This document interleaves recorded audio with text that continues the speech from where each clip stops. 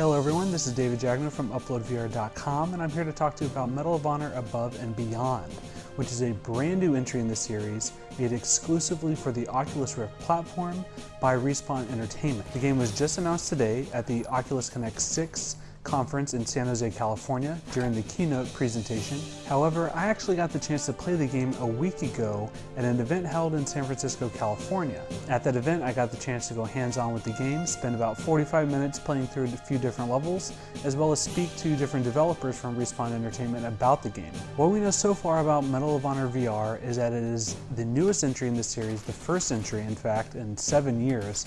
The previous one came out in 2012, and this one is going to be releasing in 2020 for the Oculus Rift exclusively.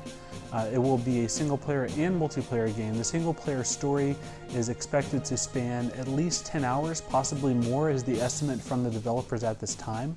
It'll take place across 50 different levels, each of which take place in 3 different acts in the story. It goes across many different areas of Europe. You will get to storm the beaches of Normandy. It'll feature many iconic battles in France and Germany and various different locations throughout the war. During my demo, I got the chance to do 3 different levels as well as the training grounds. The first level, I had to infiltrate a Gestapo headquarters as a member of the French Resistance. It was a very combat-heavy level. My favorite bit of that particular mission was getting the shotgun.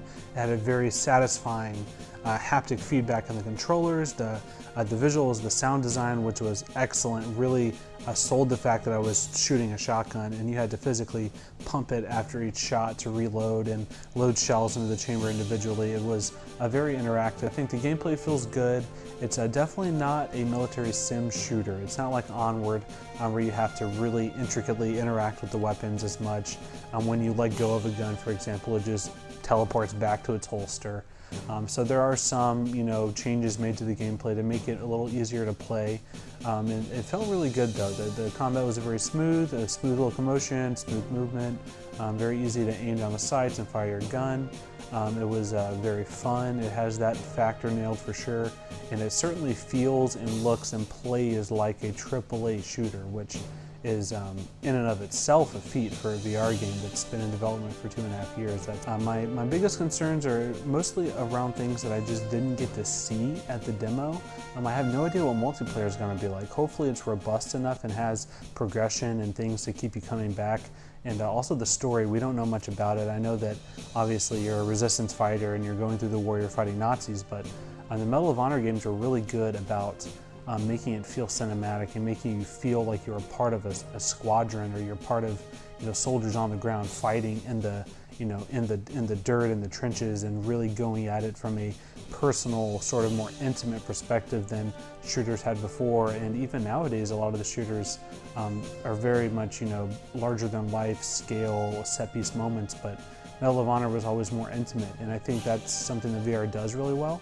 So I'm hoping they capitalize on that, and I really lean into that. But I have no idea really what the story is like. All those elements were taken out of the missions I played. All right, so Medal of Honor Above and Beyond is coming out exclusively for the Rift in 2020. It is made in partnership with Oculus, obviously, and Electronic Arts, who owns Respawn Entertainment.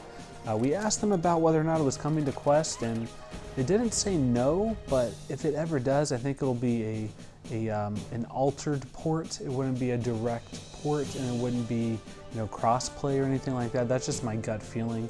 They told us that that's not something that's planned at the moment, but they're big fans of the Quest. Everyone at Respawn loves the Quest, is what they said.